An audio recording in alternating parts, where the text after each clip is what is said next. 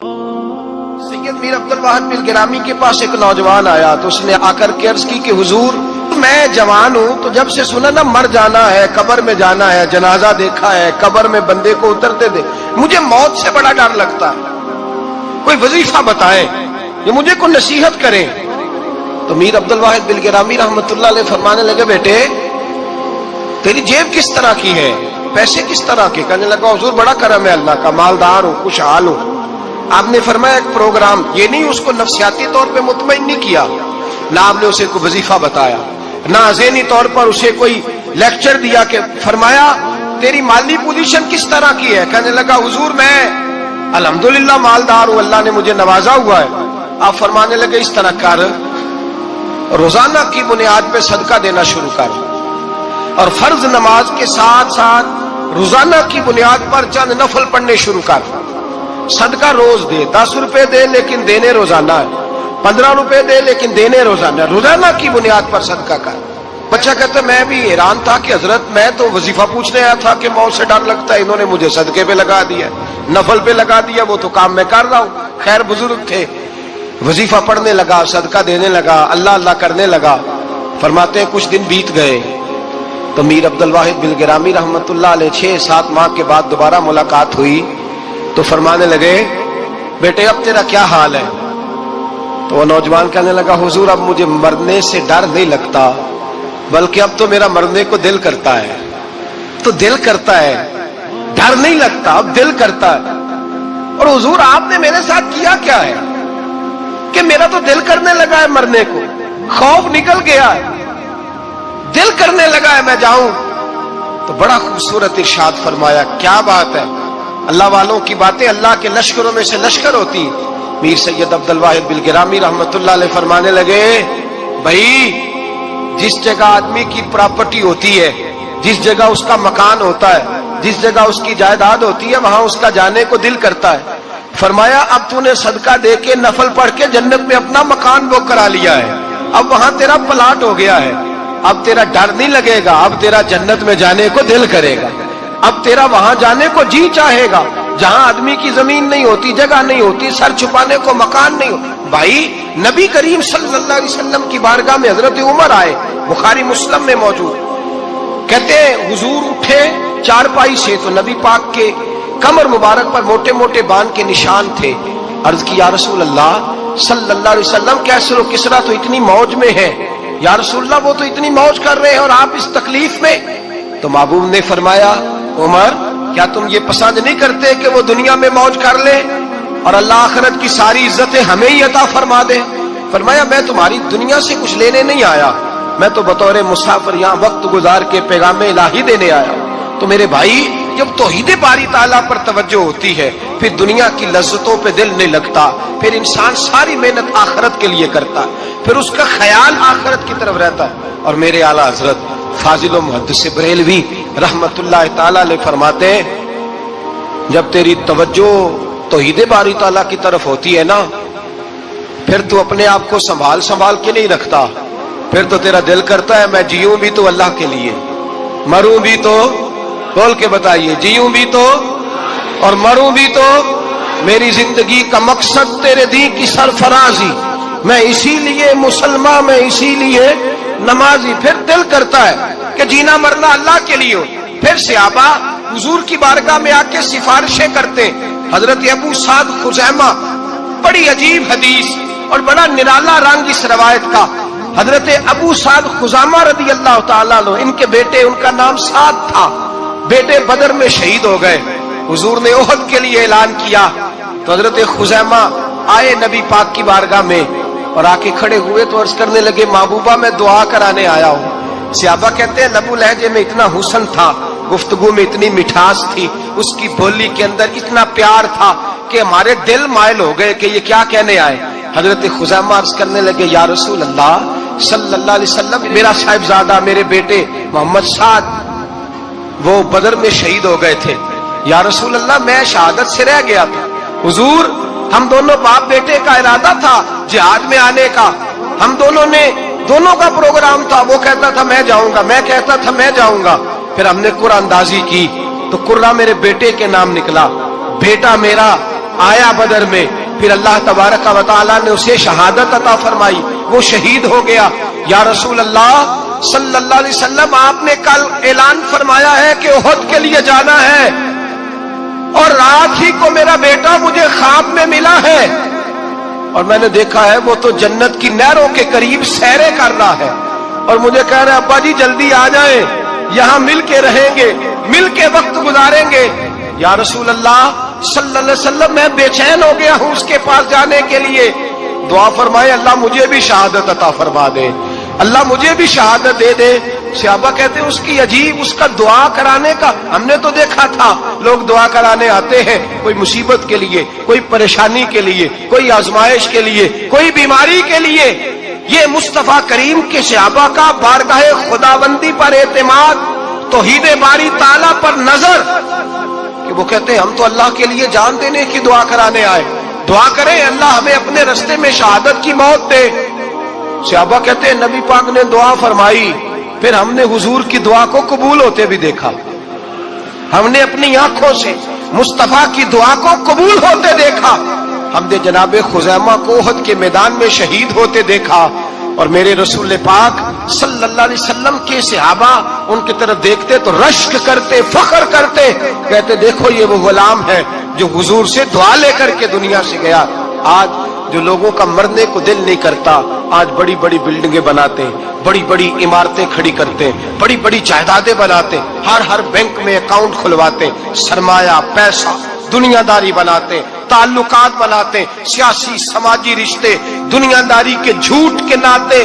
توحید باری تعالیٰ پر جب اعتماد ہوتا ہے تو انسان جس رشتے کو مضبوط کرنا چاہتا ہے وہ یا خدا کا رشتہ ہوتا ہے یا محمد مصطفیٰ کا رشتہ ہوتا ہے، باقی تو پھر اس کی توجہ ہٹ جاتی، باقی تو ہٹ جاتی ہے توجہ، پھر وہ یہ دیکھتا ہے کہ خدا رسول کے ساتھ رشتہ کس طرح مضبوط ہو سکتا ہے۔ میرے بھائی، توحید باری تعالیٰ اللہ کے رستے میں مرنے کا جذبہ دیتی ہے، راہ الہی میں نکلنے کا شوق پیدا کرتی ہے۔ اللہ تبارک و تعالیٰ کی توحید جب تو کامل طور پر مانتا ہے پھر تیرا آگے بڑھنے کو دل کرتا ہے۔ حضرت سیدنا انس بن مالک رضی اللہ تعالیٰ عنہ فرماتے ہیں، الترغیب والترہیب میں حدیث مبارکہ موجود ہے، فرماتے ہیں احد کے میدان میں یا اس کے علاوہ کوئی ایسا موقع تھا کہ ایک صحابی حضور کی بارگاہ میں آئے، عرض کرنے لگے یا رسول اللہ صلی اللہ علیہ وسلم، ایک تو میں غریب ہوں، دوسرا میری شکل صورت خوبصورت نہیں، تیسرا میرے وجود سے بدبو نکلتی ہے، کوئی میرے قریب نہیں بیٹھتا،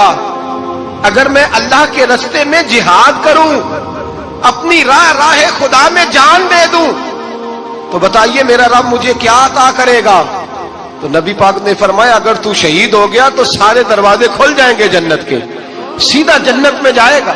یقین کامل دیکھیے، احد کے میدان میں تلوار پکڑی، جہاد کیا، شہید ہو گئے، صحابہ کہتے ہیں نبی پاک اس کے سرانے آ کے کھڑے ہوئے، اور کیا خوبصورت جملے ارشاد فرمائے، فرمایا اللہ تبارک و تعالیٰ نے اس کی بدصورتی کو خوبصورتی میں بدل دیا ہے، اللہ نے اس کے وجود سے آنے والی بدبو کو خوشبو سے بدل دیا، اور نبی پاک علیہ السلام فرمانے لگے جنت کی حور دروازہ کھول کے اسے کہہ رہی ہے آ جا جلدی جلدی، اللہ نے تیرا نکاح میرے ساتھ فرما دیا ہے، جلدی آ جا، میں تیرے استقبال کو کھڑی۔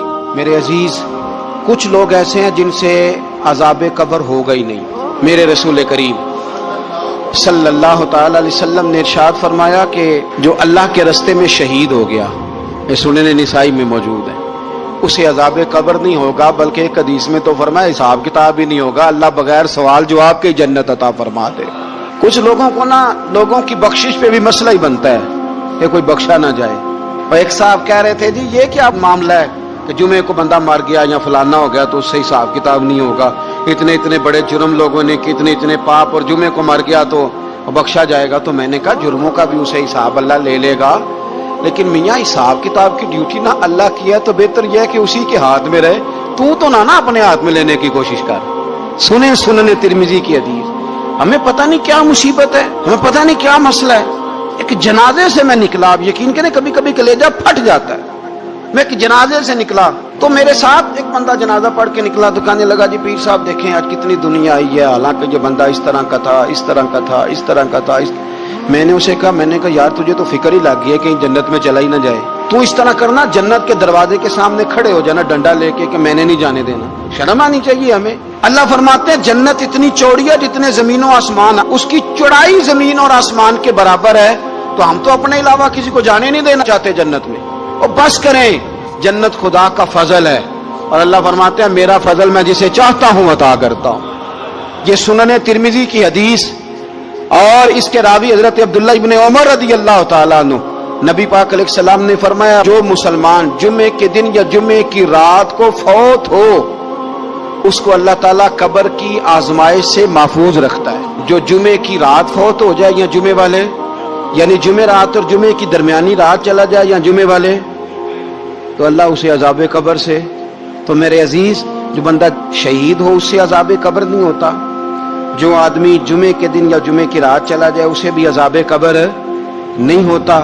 اور میرے رسول کریم صلی اللہ تعالی علیہ وسلم نے فرمایا جو بندہ ایک دن اور ایک رات، یہ حدیث صحیح مسلم میں، سنن ترمذی میں، مصنف عبد الرزاق میں موجود ہے، ایک دن اور ایک رات اللہ کی رضا کے لیے اسلامی سرحد پہ پہرا دے، میں اور آپ سوئے ہوئے ہیں، لیکن وہ لوگ جو فوجی بارڈروں پہ کھڑے ہیں، دیکھو مدینے والے محبوب کس کس پہ کرم فرماتے ہیں، ساری عمر نہیں، 24-25 سال کی سروس نہیں، فرمایا ایک دن اور ایک رات اللہ کی رضا کے لیے جو اسلامی سرحد پر پہرا دے، مسلمانوں کو کافروں سے بچائے، رب اسے عذاب قبر نہیں دے گا، اسے اللہ تعالیٰ اپنے فضل سے معاف فرما دے گا۔ ایک رات اور ایک، آپ کیا سمجھتے ہیں کہ ان فوجیوں کی کوئی چھوٹی شان ہے، ان کا کوئی چھوٹا مرتبہ ہے؟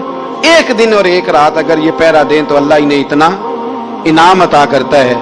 اسی طرح سن لو، یہ ذرا غور سے سننا، ابن ماجہ کی حدیث، اور اس کے علاوہ مسند ابو یعلا میں موجود حدیث کے راوی حضرت ابو ہریرہ رضی اللہ تعالی عنہ، حضور صلی اللہ تعالی علیہ وسلم نے فرمایا جو شخص بیماری سے فوت ہوا، قربان جاؤں میرے محبوب نے بیماری کا نام ہی نہیں لیا، فرمایا کوئی بھی بیماری ہو، فرمایا جو آدمی بیماری سے فوت ہوا اللہ اسے شہادت کی موت عطا فرمائے گا، اور وہ عذاب قبر سے اور قبر کے امتحان سے بھی محفوظ رہے گا، اور حضور فرماتے ہیں اس کو صبح اور شام جنت کے باغوں میں سے رزق دیا جائے گا۔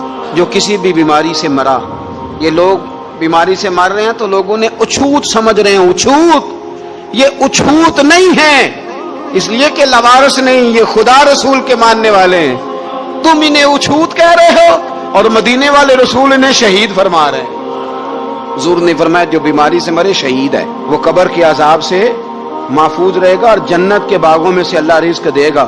لوگ کہتے ہیں دیکھو جی بڑا تنگ ہو کے دنیا سے گیا ہے، تو اس بندے کو بھی عذاب قبر نہیں ہوتا۔ اسی طرح جو بندہ سورہ ملک پڑھتا ہے، سنن ترمذی میں حضرت ابن عباس سے روایت ہے کہ حضور صلی اللہ علیہ وسلم کے ایک صحابی نے ایک جگہ خیمہ لگایا تو وہاں سورہ ملک پڑھنے کی آواز آتی تھی، کوئی بندہ پڑھنے والا نظر نہیں آتا تھا۔ جب حضور کی بارگاہ میں عرض کیا تو فرمایا وہاں قبر تھی اور قبر کے اندر بیٹھ کے میرا صحابی سورہ ملک کی تلاوت کر رہا تھا۔ اگر ہمیں خسرہ نمبر یاد ہو جاتا ہے نا اپنی جگہ کا، اور ہمیں پتہ ہوتا ہے کہ میرے والا حصہ کتنے کروڑ کا ہے، اگر ساری کہانیاں ہمیں یاد ہوتی ہیں تو سورہ ملک بھی ہمیں یاد ہو سکتی ہے۔ موبائل پہ اس کو ریکارڈ کر لیں، پھر اس کو سنیں کبھی بھی سورہ ملک میں۔ اور ہمارے سلسلہ عالیہ میں تو سورہ ملک وظیفہ ہے، ہمارے الوظیفۃ الکریمہ میں اعلیٰ حضرت نے لکھا ہے کہ رات کو سورہ ملک اور سورہ یاسین کے بغیر سونا نہیں۔ سورہ ملک اتنی شاندار سورت ہے کہ نبی پاک صلی اللہ علیہ وسلم نے فرمایا یہ قیامت کے دن اللہ کی بارگاہ میں ناز سے جھگڑا کرے گی اور کہے گی اے اللہ یا تو میرے پڑھنے والے کو جنت عطا فرما یا مجھے قرآن پاک سے علیحدہ کر دے، تو رب کریم پھر اپنے فضل سے پڑھنے والے کو جنت عطا کرے گی۔ میری اپیل ہے ہر اس شخص سے جو کسی بھی مشکل کا شکار ہے، کسی بھی آزمائش کا شکار ہے، کسی بھی ذہنی پریشانی کا شکار ہے، وہ کسی بھی قسم کے دباؤ کا شکار ہے، کسی الجھن کا شکار ہے، کسی تکلیف میں ہے، کسی درد میں ہے، فقر میں ہے، آزمائش میں ہے، قرض میں ہے، بیماری میں ہے، پریشانی میں ہے، وہ اپنے رب کی بارگاہ میں استغفار پڑھے، استغفر اللہ ربی من کل ذنب واتوب الیہ، کثرت کرے، نہیں تو استغفر اللہ استغفر اللہ استغفر اللہ کثرت سے پڑھے۔ کسی بھی صورت میں اپنے مالک کے حضور استغفار کرتا رہے، کرم ہوتا رہے گا، رحمت ہوتی رہے گی، بخشش ملتی رہے گی، اللہ درگزر فرمائے گی۔ حضرت امام حسن سے آ کے وظیفہ پوچھا، اس شخص نے کہا حضور اولاد کوئی نہیں تو وظیفہ بتایا، تو آپ نے فرمایا استغفار پڑھا کر، کیا کر؟ اس نے کہا ٹھیک ہے. تو حضور پھر میں دوبارہ کب آؤں؟ تو امام حسن کہنے لگے بے اولاد ہے نا تو، استغفار کا وظیفہ بتایا نا؟ کہا ہاں. فرمانے لگے اب اس وقت آنا جب اللہ تجھے 10 بیٹے عطا کرے گا. کتنے؟ 2 4 نہیں، 10 ہی کہہ دیے. تو حضرت امیر معاویہ رضی اللہ تعالیٰ دیکھا، کہنے لگے حسن اتنا بڑا دعویٰ. آپ فرمانے لگے میں نے کہہ دیا نا تو اللہ فضل کرے گا.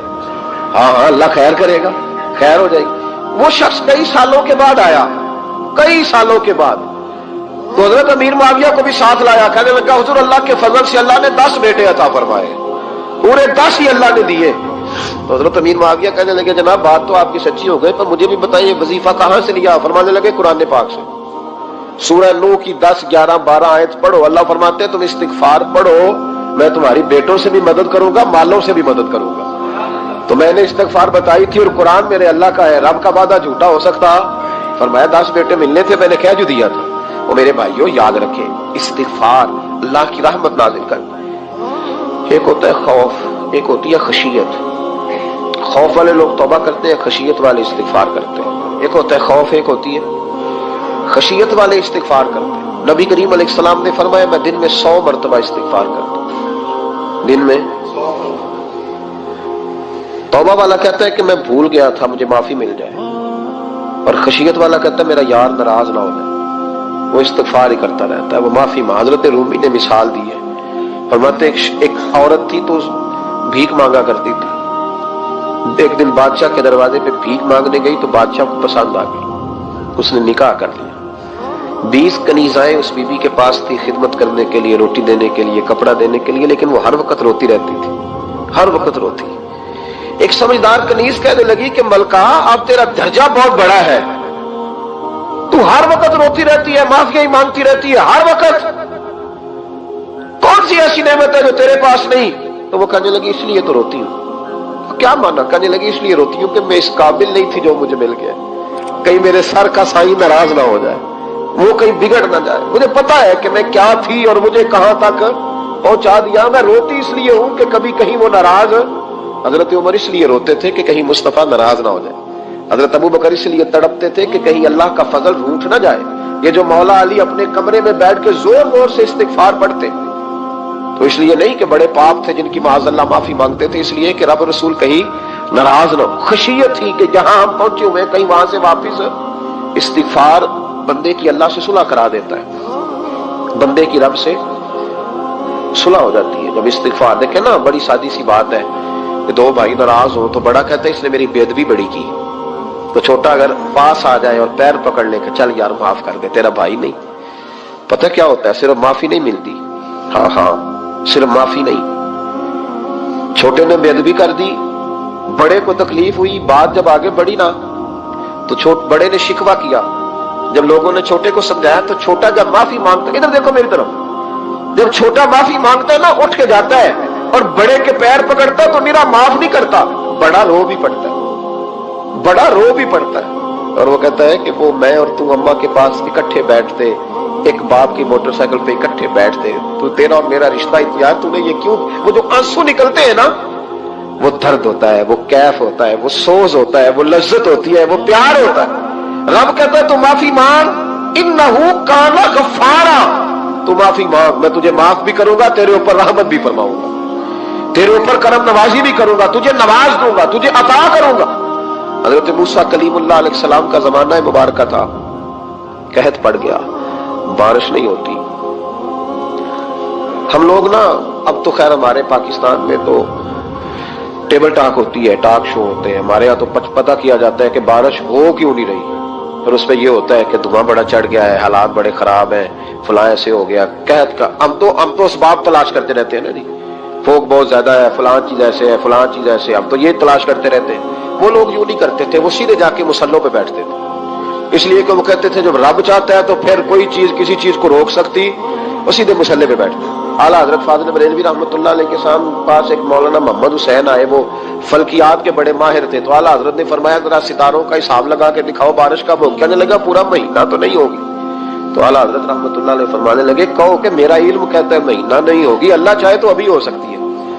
کہنے لگا جی وہ تو ٹھیک ہے پر میرا علم، وہ جیسے روز لوگوں نے پیر نیٹ ٹو سین شاہ صاحب نہیں کھولے ہوتے، کہ بارش کب آئے گی، اور اس کی طرف نہ دیکھ، مصلی پہ بیٹھ، مہربانی کر مصلی پہ بیٹھ، اللہ کی بارگاہ میں حاضر ہو، اس سے معافی مانگ، اسے منا تاکہ وہ رحمت کی بارش۔ کہنے لگا جی میرا علم کہتا ہے، تو اعلیٰ حضرت فرمانے لگے پھر وہی بات، تو کہ اللہ چاہے تو بارش ابھی، لیکن یہ جو اڑ گئے ہیں نا بیچارے، یہ اڑ ہی گئے ہیں، یہ جہاں الجھ گئے ہیں وہاں یہ لوگ الجھ گئے، اللہ ہمیں الجھنے سے محفوظ فرمائے۔ تو اعلیٰ حضرت اٹھے تو فرمایا ٹائم کیا ہوا ہے گھڑی پہ؟ کہنے لگا جی 12۔ تو اعلیٰ حضرت نے گھڑی گھمائی، اب کیا بج گیا؟ کہنے لگا 4 بج گئے۔ فرمانے لگے بج گئے نا 4؟ کہنے لگا جی آپ نے گھڑی گھما جو دی ہے۔ فرمانے لگے اللہ بھی جب چاہے تو ستارے گھما دیتا ہے، اللہ بھی ستارے گھما دیتا ہے بارش۔ کہنے لگا جی وہ تو ٹھیک ہے پر مہینہ نہیں ہو سکتی، اڑا ہوا بندہ اس کا کوئی علاج ہے جو اڑ جو جائے، اس کے لیے قرآن کہتا ہے وَإِذَا خَاطَبَهُمُ الْجَاهِلُونَ قَالُوا سَلَامًا، اسے سلوٹ کرو دور سے، اسے کو تو جان اور تیرا۔ کہنے لگا جی ہو نہیں سکتی پورا مہینہ۔ فرمانے لگے یار تو جا اپنا کام کر۔ وہ شخص کہتا ہے میں نے دروازہ کھولا اعلیٰ حضرت کا، کمرے سے باہر نکلا تو تیز بارش ہو رہی، واپس آیا تو میں نے کہا احمد رضا یہ عقیدہ کہاں سے لیا ہے؟ فرمایا دروازہ مصطفیٰ سے لیا ہے صلی اللہ علیہ وسلم۔ تو یاد رکھیں کہ اللہ کو منانا چاہیے، استغفار کرنا چاہیے۔ پھر غور کر لیں اس بات پر کہ وہ کتنا عظمت اور عفت والا شخص ہے جس کی اللہ کی نظر میں عزت ہے، جو اللہ کے ہاں قابل اکرام ہے، مالک کے ہاں۔ عزت، تعظیم اور توقیر یہ مسلمان کا خوبصورت عمل ہے، ان سے ایک اچھا اور خوبصورت معاشرہ جنم لیتا ہے۔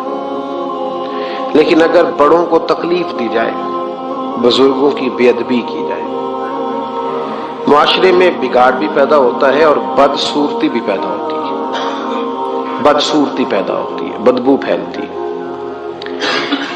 اس سے معاشرے کا حسن مان پڑتا ہے۔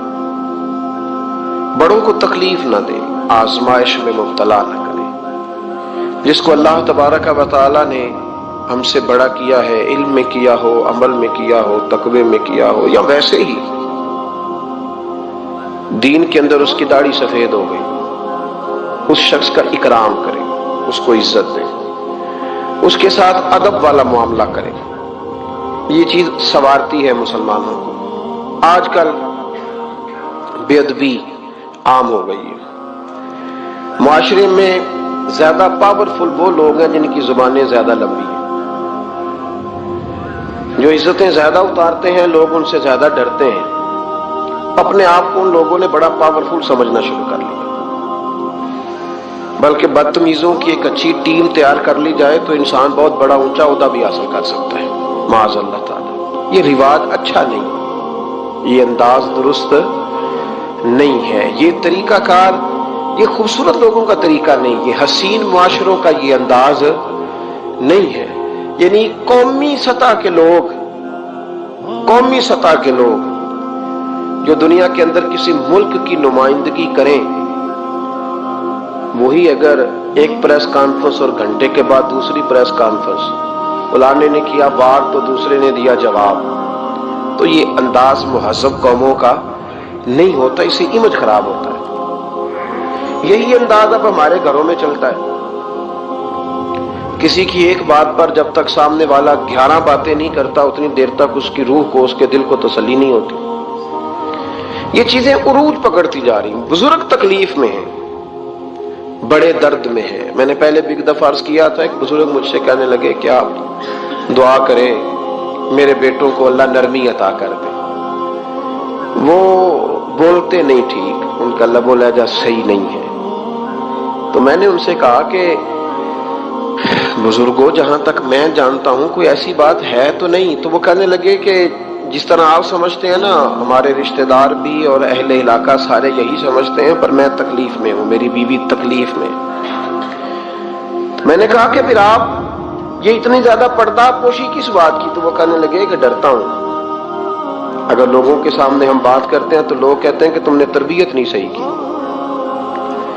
اگر میں بات کرتا ہوں تو لوگ مجھ پہ شک کرتے ہیں، کہتے ہیں تو نے رزق نہیں صحیح کھلایا، تو میں درد میں رہتا ہوں، کپڑا اٹھاؤں گا تو میرا اپنا بدن برہنہ ہو جائے گا۔ یار وہ کتنی تکلیف میں ہے باپ جو اپنے سگے بیٹے سے بات نہیں کرتا کہ پتہ نہیں کہاں سے بولے گا، کیا جواب دے گا میری بات کا۔ یعنی ڈرتا ہے, سہما ہوا رہتا ہے. ادھر دیکھیں میری طرف کیا کہہ رہا ہوں. نوجوان ذرا غور کریں, ان لفظوں کی تکلیف محسوس کریں کہ اماں کہتی ہے کہ بھئی میں نہیں اس سے بات کرتی, اس لیے کہ وہ بڑے سخت جملے کہتا ہے, مجھ سے نہیں سہے جاتے, کوئی اور بات کرے. یعنی جس کی ماں بھی اس سے بات کرتے ہوئے ڈرے. کوئی نہیں سمجھ آئی آپ کو میری بات کی؟ جس کا والد بھی اس سے بات کرتے ہوئے سہم جائے اور وہ بندہ کہے کہ میں نے تو MBA کیا ہوا ہے, میں تو معاشرے میں جانا پہچانا جاتا ہوں, اللہ کا شکر ہے جی اللہ نے بڑی عزت دی ہوئی ہے, وہ یہ لفظ کہے تو اسے شرم آنی چاہیے. جس کے استاد بھی اسے کام بتاتے ہوئے ڈرے کہ بدتمیز ہے, نہیں کرے گا کہ نہیں.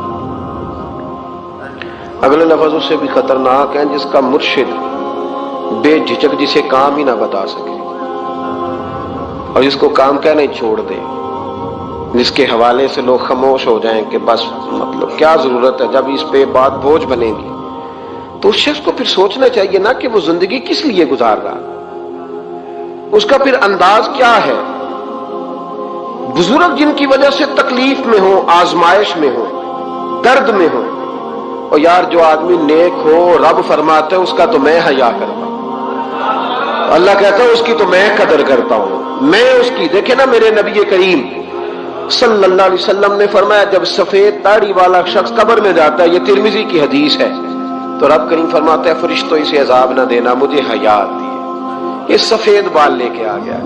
تو جس کی اللہ حیا کرے اس کی میں نہ کروں, اس کی نوجوان نہ کرے, اس کا سیاح, جس کی اللہ حیا کرے اس کی ہم حیا ہی نہ کریں.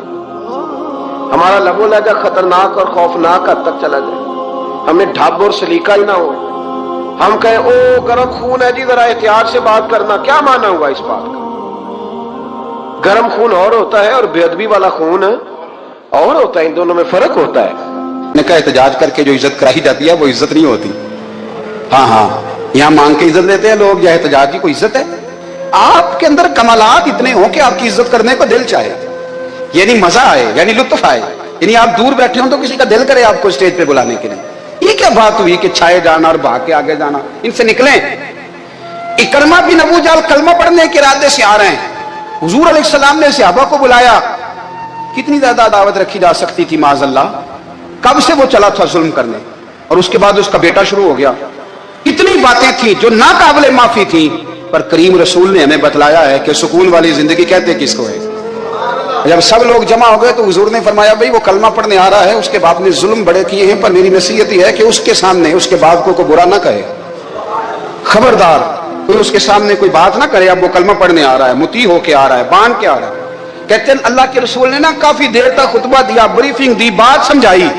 جناب صدیق اکبر کہتے ہیں میں رو پڑا. ایک صحابی مجھے کہنے لگے تمہیں کیا ہوا؟ تو میں نے کہا میں مصطفیٰ کی رحمت پہ رو رہا ہوں. دیکھو کن کے لیے حضور گراؤنڈ بنا رہے ہیں, اے دیکھو کن کے لیے حضور تیاری کر رہے ہیں جنہوں نے ساری زندگی دشمنی کی. خدا را یہ اندر سے عداوتیں نکال پھینکو. او بھائی اتنا تو لمبا ٹائم ہی کوئی نہیں, اتنا تو وقت ہی کوئی نہیں, اس کو صاف رکھو. بندہ کوئی کر بھی گیا تو کوئی حرج نہیں. چنگی مندی سجنا کھولو 100 واری ہو جاندی, یار یاراں دا گلا نہیں کر دے. اصل پریت یار یاراں دا جڑا گلا کردا تے یار نہیں جی ہوندا. ہاں پکی بات, پکی پیڑی. میرا ایک سنگی مجھے آ کے کہنے لگا فلانی جگہ بندہ یہ بات کر رہا تھا. میں کہ تو اوتھے ہی سے سوندا سے, تم ہی نال ہی سے.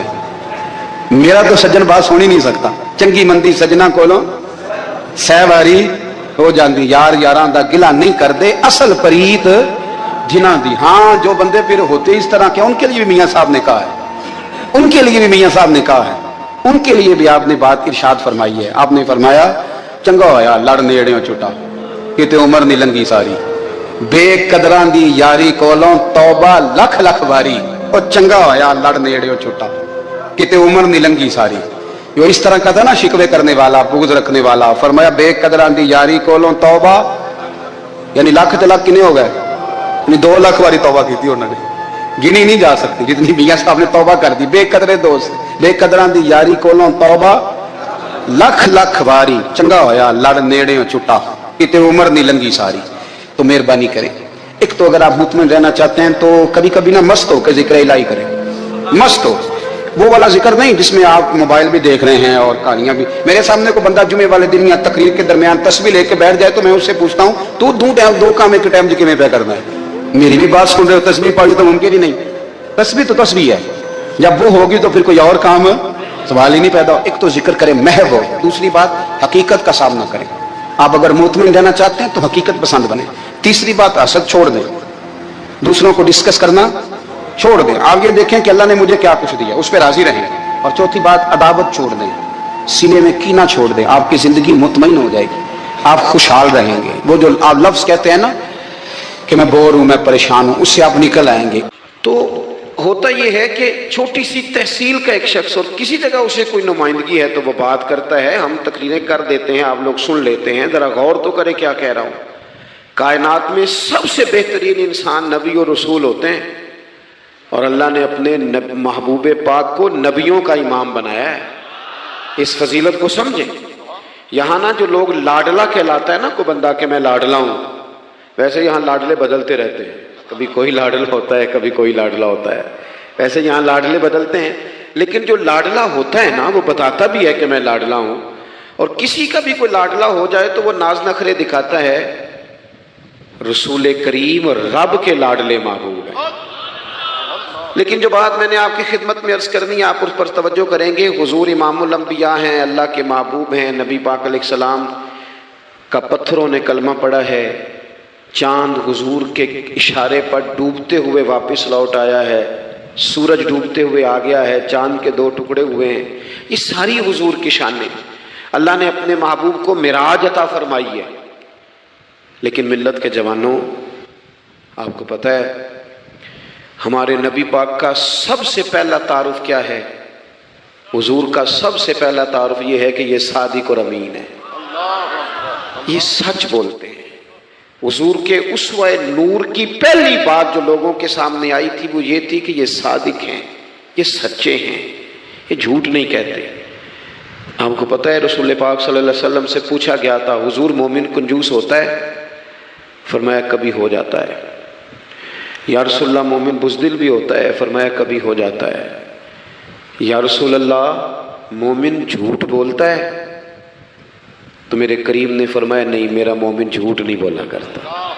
حضور کا جو پہلا تعارف ہے نا, یہ جو حضور کی 40 سالہ زندگی ہے نا, اسے نبی پاک علیہ السلام نے اپنی نبوت کی دلیل کے طور پر بیان فرمایا ہے. فرمایا فقط لبثت فیکم عمرا من قبلہ افلا تعقلون. محبوب آپ ان سے کہہ دے میں نے تمہارے بیچ وقت گزارا ہے, تمہیں عقل نہیں؟ کو میری طرح کا سچا دیکھا ہے تو دکھاؤ. آج میری ملت کا سب سے بڑا مسئلہ جھوٹ ہے, سب سے بڑا مسئلہ اعتماد نہیں. بیوی اپنے شوہر سے کہتی ہے کہ تو تھوڑے پیسے دے لیا کر, تھوڑے ایک جوڑے پہ میں گزارا کر لوں گی, میرے ساتھ سچ تو بول. تو لاہور جاتا ہے تو لاہور کا بتا کے جا. ماں کہتی ہے پتر سے کہ پتر تھوڑی باتیں بتایا کر پر سچی بتایا کر. قوم کا اعتماد اٹھ گیا سیاستدانوں سے. تم نے لمبے چوڑے وعدے کیے, تم نے بڑی باتیں سنائی. تم دیکھیں نا, آپ کی توجہ اگر ہو تو میں ایک حوالہ اس طرح کا بھی عرض کروں آپ کی خدمت میں. سبز باغ دکھا کے لوگوں کو کبھی پریشان نہیں کرنا چاہیے, کبھی بھی. یہ ہمارے پیر بھلا کیا کرتے ہیں بیچارے. ایک کرامت اللہ خیر کرے کبھی کوئی ایک بن جاتی ہے نا تو پھر وہ کمپنی کی مشہوری کا ذریعہ بنتی ہے. وہ کہتے ہیں اس کرامت کو بھی فیس بک پہ ڈالو. میں نا کراچی جا رہا تھا تو لاہور میں تھوڑا سا مریض ہوں, مجھے الرجی ہو جاتی ہے, زیادہ دیر بیٹھ نہیں سکتا. تو ایک کانفرنس میں مجھے شرکت کرنی تھی, تو ایئرپورٹ سے ہی میں نے دوستوں سے پوچھا موسم تمہارا کیسا ہے؟ کہنے لگے پیر صاحب بڑی گرمی ہے اور شدت ہے بڑی, اے سی چلا کے بھی گاڑی میں دقت ہے. تو میں نے کہا اچھا دعا کرتے ہیں اللہ بارش برسا دے. تو یہ دعا لاہور ہو رہی تھی, میں کراچی ایئرپورٹ پہ اترا تو بارش ہو رہی تھی. تو وہ جو مجھے لینے آئے تھے نا صاحب, وہ گاڑی میں ایک بندے کو کہہ رہے ہیں کہ وہ پیر صاحب نے لاہور آکھیا سی تو 1.5 گھنٹے جمی آ گیا ہے. وہ میں نے اسے کہا بس کر, اب آگے نہ بتا. ایسا نہ ہو کہ 2-4 لوگ آ جائیں کہ پیر صاحب جو کہتے ہیں وہ ہو جاتا ہے. جڑے محرم راز حقیقت دے اور راز حقیقت کھول دے نہیں. جڑے محرم راز حقیقت دے اور راز حقیقت کھول دے نہیں. اے جنہ ویکھیا نہیں او کرن گلاں, جنہ ویکھ لیا او تے بول دے ہی نہیں. اس لیے یہ اس طرح کرامتوں کو نا کمپنی کی مشہوری کا ذریعہ. ہمارے سیاستدان, ہمارے بڑے لیڈران وہ سبز باغ دکھا دیتے ہیں، آپ تھوڑی باتیں کریں، محدود کریں، مختصر کریں۔ دیکھیں اللہ کے محبوب علیہ السلام سے طائف والوں نے کہا تھا، جب حضور علیہ السلام نے دین کی تبلیغ کی تو سیرت میں یہ عنوان بھی ہمیں ملتا ہے، یا رسول اللہ صلی اللہ علیہ وسلم اگر آپ کو کل حکومت ملتی ہے تو ہمیں حصہ ملے گا؟ عرب کے لوگوں کا مزاج تھا نا، انہوں نے حضور سے کہا اگر کل کلاں حکومت ملتی ہے تو ہم شریک ہوں گے؟ تو حضور مسکرائے، اور میرے نبی پاک کو حکومت ملنے کا پاک کتنا زیادہ تھا کہ مکے سے ہجرت کر رہے ہیں، مدینہ شریف ابھی پہنچے نہیں، رستے میں سراقہ بن مالک سے کہہ رہے ہیں کسرا کے کنگن آئیں گے، یعنی حضور بتا رہے ہیں کہ سپر پاور بھی ساری یہاں آ جائے گی۔ حضور تو خندق والے دن ایک ہتھوڑا مارتے تھے تو فرماتے تھے روم فتح ہو گیا، دوسرا مارتے تھے تو کہتے تھے ایران فتح ہو گیا۔ یہ بخاری میں چیزیں آپ کو ملیں گی۔ حضور کو کامل یقین تھا کہ اذا جاء نصر اللہ والفتح، کامل یقین تھا کہ انا فتحنا لک فتحا مبینا، یہ ہوگا سارا کچھ۔ لیکن انہوں نے جب کہا نا ہمیں حصہ ملے گا تو حضور مسکرائے، فرمایا تم کہتے ہو حکومت تمہیں ملے گی، فرمایا بھائی سنو، حکومت اسے ملتی ہے جسے اللہ عطا کرتا ہے۔ بات ختم کر دی۔ سچ بولیں زندگی میں، سچی بات کریں۔ اللہ کے رسول صلی اللہ علیہ وسلم نے ہمیں پہلا سبق سچ کا دیا، اسے سادی تقریر نہ سمجھنا، یہ عنوان دین ہے۔ اپنی زندگی سے جھوٹ کو نکال دیں۔ آپ جو تھوڑی باتیں کر لیں پر جو کہیں اس پر کھڑا ہونا سیکھیں، اپنی زندگی کے اندر استقامت کا نور لائیں۔ جوانوں، کبھی بھی جھوٹ کی بنیاد پر رشتے نہ قائم کرنا۔ آتے ہیں رشتہ دیکھنے والے تو کوئی باتیں سناتے ہیں، ہمارے گھر والے ہو بیٹا تو ولی ہوتا ہے، کیا بات ہے؟ اور پھر بعد میں یہ حالت ہوتی ہے کہ اماں کہتی ہے میں آپ بڑا سمجھانی ہے، انہوں میری بھی نہیں سنتا۔ تو وہ رشتہ دیکھتے وقت تو آپ نے کہا تھا کہ بہت بڑا درویش ہے۔ آپ اور بچی والے بھی کچھ ایسے کام کرتے ہیں، رشتہ کرانے والے سے کہتے ہیں ہم نے کار بھی دینی ہے۔ کیوں آپ نے لالچ پیدا کیا؟ کیوں پہلے آپ نے خرابیاں کی؟ اپنی زندگی میں سچ بولیں، سچی بات کریں، کبھی بھی کوئی ایسا کام نہ کریں جس سے کہ لوگوں کی طبیعت ایسی ہو کہ لوگ سمجھیں کہ یہ لوگ تو غلط بیانی کے عادی ہیں۔ دیکھیں بخاری میں موجود ہے، سیرت کی تمام کتابوں میں الفاظ کے اختلاف کے ساتھ یہ اپنی اصل کے ساتھ یہ چیز ہر جگہ موجود ہے۔ حضرت ابو سفیان رضی اللہ تعالیٰ عنہ بعد میں مسلمان ہوئے، فرماتے میں جب شاہ روم کو حضور کا خط گیا تھا نا ہرقل کو،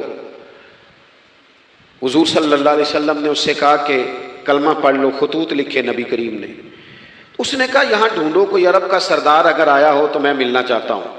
ابو سفیان کہتے ہیں میں بغرض تجارت وہاں موجود تھا، مجھے لوگ پکڑ کے بادشاہ کے پاس لے گئے، میں کلمہ نہیں پڑھتا تھا۔ جب کوئی کسی کا مخالف ہوتا ہے تو اس نے کوئی کہانی بھی یاد کی ہوئی ہوتی ہے، ان لوگوں نے کہانی بھی یاد کی ہوئی تھی، معاذ اللہ جادوگر ہیں، شاعر ہیں، یہ کہانیاں بھی سناتے ہیں۔ کہتے ہیں کہ مجھے وہ لے گئے، بادشاہ کے سامنے کھڑا کر دیا۔ اب بادشاہ نے سوالات پوچھے، میں کوئی حق میں نہیں تھا کہ میں حق میں باتیں کرتا، میں تو اس وقت تک کلمہ نہیں پڑھتا تھا اور جو کفار کہتے تھے وہ ساری باتیں میں نے کرنی تھی۔ کہتے ہیں بادشاہ نے اپنے دربار میں کھڑا کر کے سوال کیے، بڑے سوال پوچھے، بڑے میں نے جواب دیے، بڑے سوال پوچھے۔ یہ بھی پوچھا کہ ماننے والے ان کے غریب ہیں کہ امیر ہیں؟ میں نے کہا نہیں، ماڑے ماڑے بندے ہیں۔ میلاد کے جلوسوں میں بھی ماڑے ماڑے بندے ہی جاتے ہیں، ماڑے ماڑے ہیں، غریب لوگ ہیں۔ اس نے یہ بھی پوچھا کہ ماننے والے بڑھ رہے ہیں یا گھٹ رہے ہیں؟ میں نے سارے جواب دیے۔ او ملت کے جوانوں، خدا را میری بات سننا۔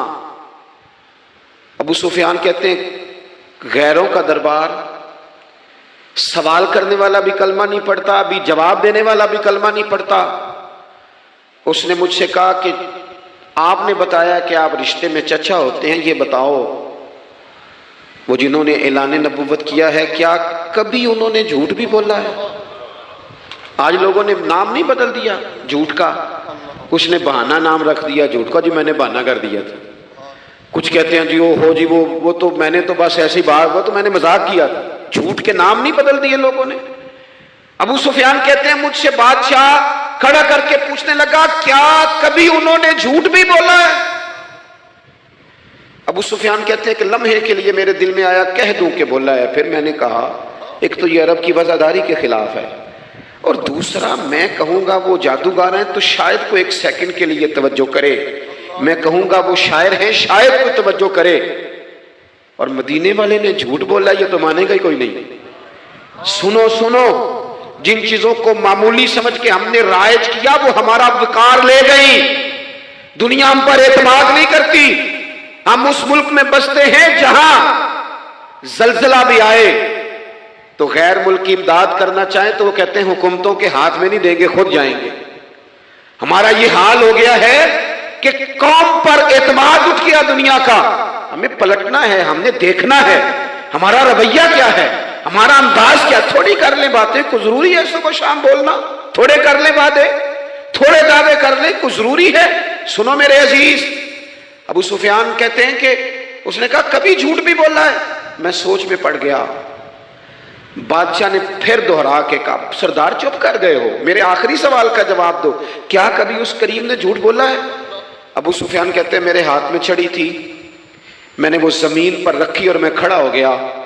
میں نے کہا سردار سن، وہ میرے رشتے میں بھتیجے ہیں، میری بڑی مخالفت ہے، میں نے ان کے خلاف جنگیں لڑی ہیں، کبھی وہ غالب آئے کبھی میں غالب آیا، آج تک میں لڑ رہا ہوں. لیکن میں ایک بات تمہیں ذمہ داری سے کہتا ہوں، میں غیر نہیں ہوں، وہ میرے بھتیجے ہیں.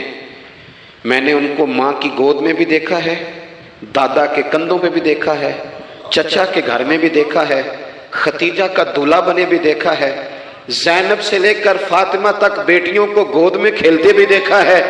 میں نے انہیں بدر اور احد میں آتے بھی دیکھا ہے. میرے سامنے پیدا ہوئے اور میرے سامنے ان کے بالوں میں سفیدی آئی. مخالفت اپنی جگہ پر میں تمہیں یہ بات ذمہ داری سے بتاتا ہوں، اس محبوب کی زبان سے جو بھی نکلتا ہے ہاتھ پر ساتھ ہی نکلا کرتا ہے. وہ اسیر دشمن کی چاہ میں بھی، مخالفوں کی نگاہ میں بھی وہ امی ہے، صادق ہے، معتبر ہے. میرا پیغمبر عظیم تر ہے، میرا پیغمبر عظیم تر ہے، میرا پیغمبر عظیم تر ہے. ابو سفیان کہتے ہیں میں یہ لفظ کہے تو کتنے ہی لوگ دربار میں رو پڑے. ایک سناٹا چھا گیا، کوئی صحابی نہیں وہاں، کوئی نعرہ لگانے والا نہیں، کوئی اپنا نہیں، لوگ رو پڑے. کہتے ہیں بادشاہ نے چادر اٹھائی کندھے پہ رکھی، کچھ دیر سوچتا رہا، پھر وہ چل دیا. میں نے پیچھے سے آواز دی، میں نے کہا تو نے اتنے سوال پوچھے، میں نے اتنے جواب دیے، کوئی رزلٹ بھی تو بتانا کیا نکلا، نتیجہ کیا ہے؟ تو بادشاہ نے پلٹ کے میری طرف دیکھا، کہنے لگا سردار نتیجہ تو نکل آیا نا یار. جس بندے بندوں سے جھوٹ نہیں بولا وہ یہ جھوٹ کیوں بولے گا کہ میں اللہ کا رسول بن کے آیا؟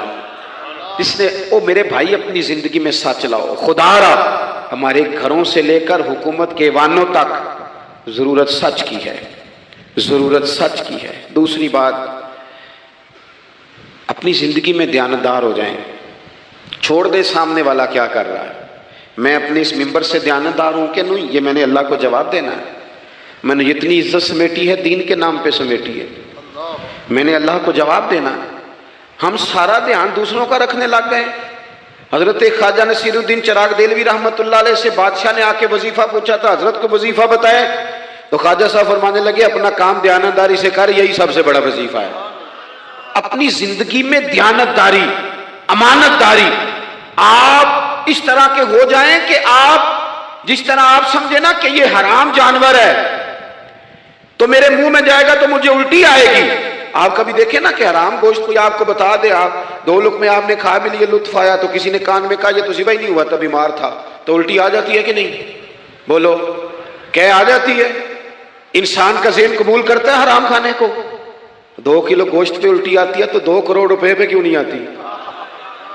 ہمارے ایک دوست ہیں یونیورسٹی کے لیکچرار ہیں، مجھے ایک دفعہ فرمانے لگے پیر صاحب عجیب بات ہے، ایک بندے کو نا کہیں جوتا پڑا مل گیا، بڑا قیمتی تھا پر ایک پیر تھا جوتے کا. ہماری دیانتداری کچھ اس طرح کی ہے. ایک پیر ملا، جوتا بڑا قیمتی تھا، مہنگا تھا، تو اس نے اس کا مالک ڈھونڈنا شروع، یہ کس کا ہے، یہ کس کا ہے، یہ وہ شور کر رہا ہے. لیکن تھوڑا سا آگے جا کے جوتے کا دوسرا پیر مل گیا، پر اس نے مالک ڈھونڈنا بند کر دیا. اس کو اب اس کا دوسرا پاؤں مل گیا تو اب اس نے، یعنی کئی دیانتدار بڑے دیانتدار ہیں لیکن دوسروں کے معاملے میں، اپنے معاملے میں نہیں. اپنی زندگی میں انصاف کریں. میں مسجد میں جمعہ پڑھاتا ہوں. میں نے ایک دن اپنے ایک مدرسے کے طالب علم سے پوچھا، بیٹا جمعرات کو میں نے پوچھا، میں نے کہا صبح جمعے میں تقریر کیا کرنی ہے؟ کہتے میں جو فیصلہ نہیں کیتا. میں کہا تو بڑا مولوی ہے نا، میں چھوٹا، میں تو جمعہ پڑھا کے شام میں فیصلہ کر لینا بھی اگلے جمعے کی بیان کرنا ہے. کیوں؟ میں چاہتا ہوں میں ممبر سے دیانتدار رہوں، میں ایک ہفتہ تیاری کروں، میں نے قوم کو اللہ رسول کا دین بتانا ہے۔ میرا یہ مقصد تو نہیں ہے کہ 1 گھنٹہ مجھے ملے تو میں نے کسی طریقے سے اسے پار کرنا ہے۔ آپ اپنے کام کے ساتھ ہمیشہ دیانت کا مظاہرہ کریں۔ اگر آپ دیانتدار ہو جائیں، حضرت سعید بن عامر رضی اللہ تعالیٰ عنہ کو حضرت عمر نے کہا میں آپ کو ایک صوبے کا گورنر بنانا چاہتا ہوں، رو پڑے، فرمانے لگے اس قابل نہیں ہوں۔ آپ کہیں مجھے بھی آپ کہہ دیں کہ فلانا عہدہ ملتا ہے تو تیار ہے ساری دنیا ہی، کون انکاری ہے اس کام سے، سب تیار بیٹھے۔ لیکن روتے تھے لوگ کا جناب میں کہاں کر سکتا ہوں۔ حضرت عمر نے لگا دیا حمص کا گورنر۔ کچھ مہینوں کے بعد حضرت عمر تشریف لے گئے، جا کے پوچھا کہ کیسا ہے، تو پہلے تو ایک لسٹ منگوائی حضرت عمر نے، کچھ مال آیا ہے تو مختلف صوبوں میں بانٹنا ہے، غریبوں کی لسٹ لاؤ۔ ان کے صوبے کی لسٹ آئی تو تیسرا نام گورنر صاحب کا تھا۔ وہ کہا تمہارا گورنر مسکینوں غریبوں میں؟ کہنے لگے حضرت صاحب جو لسٹ بنانے والے تھے وہ کہنے لگے اب ان کے وجود پر جو کپڑے ہیں جگہ کوئی نہیں بچی، پیوند کہاں لگانے ہیں۔ دامان توکل کی یہ خوبی ہے کہ اس پر پیوند لگے ہوتے ہیں پر دھبے نہیں ہوتے، پیوند لگے ہوتے ہیں پر دھبے نہیں ہوتے۔ حضرت عمر نے معلومات کی ان کے صوبے میں جا کے، تمہارا گورنر کس طرح کا ہے؟ عرض کی حضور 4 شکایتیں۔ یہ جمہوریت ہے؟ آج تو ہر سیاسی جماعت میں ڈکٹیٹرشپ ہے، آج کہاں جمہوریت ہے؟ آج تو آپ جتنے شاہ کے وفادار ہو جائیں گے اتنا اچھا عہدہ لیں گے، جتنا مرضی قابل بندہ ہو جماعت کے اندر، لیکن اگر وہ پورا تابع دار نہیں تو نظام نہیں چلتا، جتنا مرضی قابل ہو۔ حضرت سعید بن عامر رضی اللہ تعالیٰ عنہ 4 شکایتیں، عام آدمی شکایتیں کر رہے ہیں۔ حضرت عمر نے کہا کون کون سی؟ انہوں نے کہا جی پہلی شکایت یہ ہے کہ ہمارے گورنر، توجہ ہے میرے بھائیوں کی، انہوں نے کہا جی پہلی شکایت یہ ہے کہ گورنر صاحب صرف دن کو ملتے ہیں، انہیں رات کو بھی لوگوں سے ملنا چاہیے۔ دوسری شکایت یہ ہے کہ جب شروع میں آئے تھے تو فجر کے بعد بیٹھ جاتے تھے، مسائل سنتے تھے، اب سورج نکلنے پر اشراق چاشت کے ٹائم 8، 9، 10 بجے آتے ہیں۔ تیسری شکایت یہ ہے کہ ہفتے میں 1 دن ملتے ہی نہیں۔ چوتھی شکایت یہ ہے کہ کبھی کبھی ایسے رونے لگتے ہیں، بیٹھے بیٹھے بے ہوش ہو جاتے ہیں۔ تو آپ نے دیوانہ آدمی ہمیں دے دیا ہے۔ حضرت عمر فاروق رضی اللہ تعالیٰ عنہ نے حضرت سعید بن عامر کو مجمع میں پوچھا جناب آپ پبلک کے نمائندے ہیں، آپ کو سوالوں کے جواب دینے چاہیے، بتلائیے نا۔ اور یہ پبلک کے نمائندے صرف سیاستدان نہیں ہوتے، پیر صاحبان بھی ہوتے ہیں، مسجد کا خطیب بھی ہوتا ہے۔ اگر حضرت عمر سے پوچھا جا سکتا ہے کرتا کہاں سے آیا تو پیر صاحب سے بھی تو پوچھا جا سکتا ہے نا، ان کو بھی جواب دینا چاہیے، ان کو بھی بتانا چاہیے، اس لیے کہ وہی تو دعویٰ کر رہے ہیں فقر بتانے کا۔ تو حضرت عمر نے 4 سوال کہا سعید آپ کے ذمہ 4 سوالوں کے جواب ہیں۔ تو حضرت سعید بن عامر نے گردن جھکائی، کہنے لگے پہلے ہی کہا تھا میں گورنری کے قابل نہیں۔ فرمایا اب تو بن گئے ہونا، جواب تو دینا ہے، حضور بتلائیے۔ فرمایا پہلا سوال آپ سے یہ ہے کہ یار لوگ کہتے ہیں رات کو کام پڑ جاتا ہے اور آپ ملتے نہیں۔ تو حضرت سعید بن عامر نے اپنی داڑھی پکڑ لی، عرض کی حضور یہ ساری سفید ہو گئی ہے، بڑھاپا ہے، دن مخلوق کے لیے رکھا ہے، رات اپنے رب کے لیے رکھی ہوئی ہے۔ اگر پھر بھی کسی کو شوق ہو تو سعید بن عامر جب بھی ملے گا مسجد میں ملے گا، ساری رات بارگاہ ربوبیت کی او سنگیو تھوڑا مسلح بھی یار مضبوط کر لو، تھوڑا سا نا، ہم نہ تھک گئے ہیں فون سن کے۔ بہت سارے لوگ ایسے ہیں جن کے وجود نہیں اتنی تھکے جتنے دماغ تھک گئے، کمنٹس پڑھ کے، کمنٹس دے کے، رائے دے کے، بڑے بڑے باصلاحیت لوگوں کے حافظے کمزور ہو گئے ہیں۔ خدا را اپنی صلاحیتوں کو زنگ لگا لو گے۔ یہ تو جتنے لوگ ہیں میڈیا چلانے والے، ان کو تو میڈیا چلانا ہے، اور اب تو پتہ نہیں کتنے چینل اور کتنے لوگ اور سوشل میڈیا پہ کتنے، اور ادھر کتنے تو ادھر کتنے۔ خدا را کچھ وقت اگر مصلے پہ ملے تو آپ یقین کریں روح تازہ ہو جاتی ہے۔ لمبی لمبی دعائیں مانگیں، اپنے رب کو اپنے دکھ سنائیں، رسول پاک کی بارگاہ میں یہ نذرانے پیش کریں، آپ محسوس کریں گے وجود طاقتور ہوگا۔ حضرت سعید بن عامر کہنے لگے رات مصلے پہ گزارتا ہوں۔ دوسرا سوال آپ سے یہ کرنا تھا کہ یہ لوگ کہتے ہیں کہ آپ پہلے فجر میں آ جاتے تھے، اب اشراق چاشت کے بعد 9-10 بجے نکلتے ہیں۔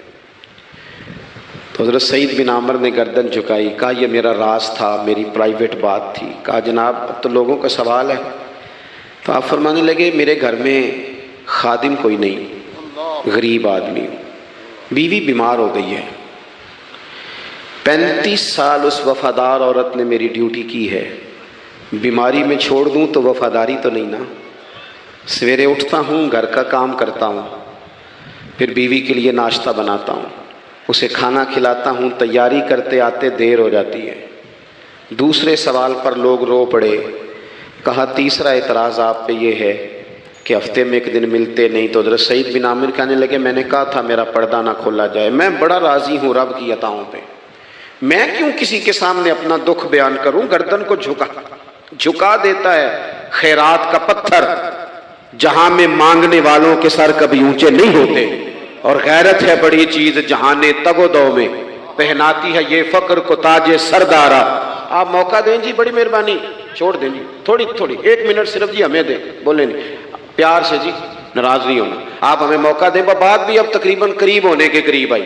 کہا حضرت سیدنا سعید بن عامر رضی اللہ تعالیٰ عنہ نے فرمانے لگے میں نے کہا تھا یہ میرا پردہ ہے. یہ نہ سنایا کریں آپ دکھ لوگوں کو. یہ غریب کہتے ہیں میں کسی امیر کے ساتھ لگ جاؤں گا تو کچھ بھی نہیں بنتا. چھوڑ دیں آپ. دکھڑے رب رسول کو سناؤ، خیرات بھی ملے گی اور عزت بھی ملے گی. وہ دیں گے اور کسی کو بتائیں گے بھی نہیں. حضرت سعید بن عامر رضی اللہ تعالیٰ عنہ سے تیسرا سوال ہوا. کہا جناب آپ ہفتے میں ایک دن ملتے نہیں. تو فرمانے لگے میرا راز تھا پر بتا دیتا ہوں، جوڑا ایک ہی ہے میرے پاس. ہفتے میں ایک دن دھو لیتا ہوں، پھر بیوی کے کپڑے پہن کے سارا دن بیٹھا رہتا ہوں. اگر دوسرا جوڑا ہو تو یہ کام نہ کروں.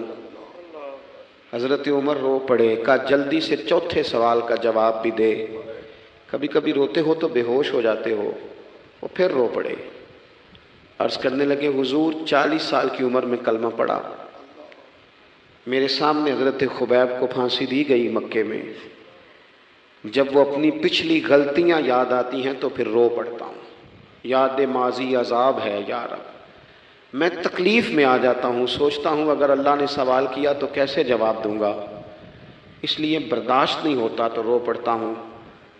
4 سوالوں کے جواب دیے تو حضرت سعید بن عامر کہنے لگے اب آپ نے مجھ سے سوالوں کے جواب تو لے لیے، اب میری سزا کا بھی تو اعلان کرے نا، بتائیں نا. تو حضرت عمر نے ہاتھ اٹھائے اور کیا لفظ کہے. کہے اللہ میرے نبی کی امت کو اس طرح کے کچھ اور لوگ بھی عطا فرما، کچھ اپنی زندگی میں دیانتدار ہو جائیں. بہار السن گلوں کی نکہت نبی کے گیسو نبی کی صورت. بہار السن گلوں کی نکہت نبی کے گیسو نبی کی صورت. قسم خدا کی رحمت نبی کے گیسو نبی کی صورت. نظر کی بنی ہے جنت نبی کے گیسو نبی کی صورت. ہے دیکھنا بھی جنہیں عبادت نبی کے گیسو نبی کی صورت. بہار السن گلوں کی نکہت نبی کے گیسو نبی کی صورت.